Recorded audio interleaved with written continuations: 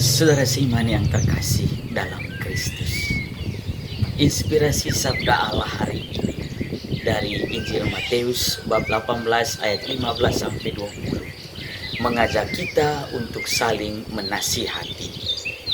Dalam ajaran Katolik, saling menasihati merupakan bagian penting dari kehidupan berjemaah dan merupakan bentuk tindakan kasih terhadap sesama.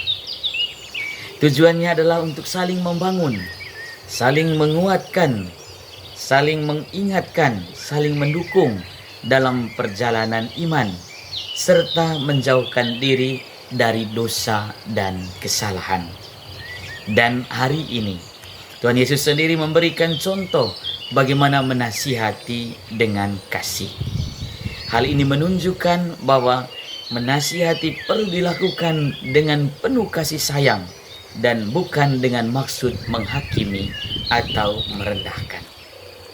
Ajaran tentang saling mengasihi ini juga diungkapkan dalam Ibrani 3 ayat 13 yang berbunyi, "Tetapi nasihatilah seorang akan yang lain setiap hari, selama masih dapat disebut hari ini, supaya jangan seorang pun daripadamu dikeraskan hatinya oleh tipu daya dosa."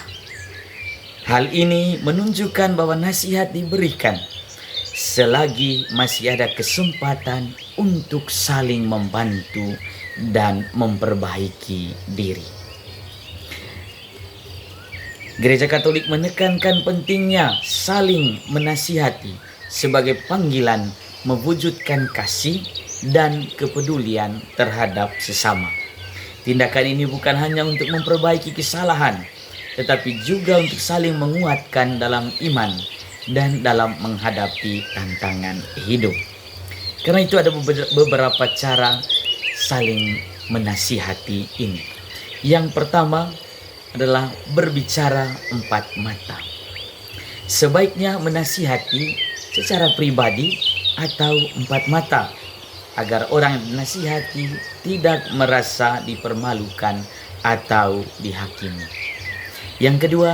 Cara yang kedua dilakukan dengan kasih.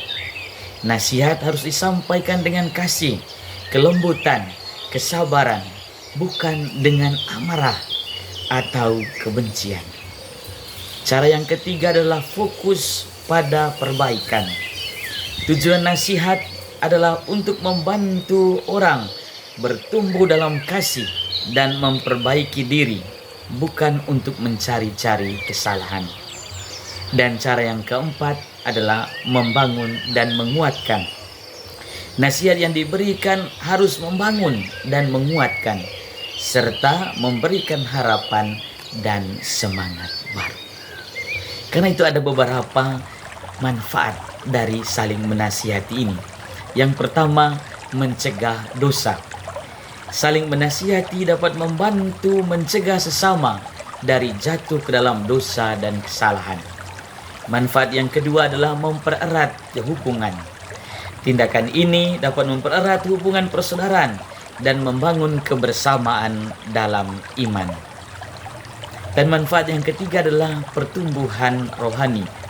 Saling menasihati membantu setiap individu bertumbuh dalam iman dan menjadi semakin serupa dengan Kristus. Dan manfaat yang keempat adalah membangun gereja. Dengan saling menasihati, gereja sebagai tubuh Kristus menjadi lebih kuat dan kokoh dalam menghadapi tantangan zaman. Karena itu saudara dan saudari yang seiman dalam Kristus, marilah kita saling membuka diri untuk berani memberikan nasihat kepada sesama dan juga membuka diri untuk menerima nasihat dari sesama. Maka dengan itu tercapailah kedamaian. Dan di mana ada kedamaian, di situ Allah hadir. Sebab Tuhan sendiri mengatakan, di mana 2 atau 3 orang berkumpul dalam namaku, di situ aku ada di tengah-tengah mereka. Matius 18:20. Tuhan memberkati.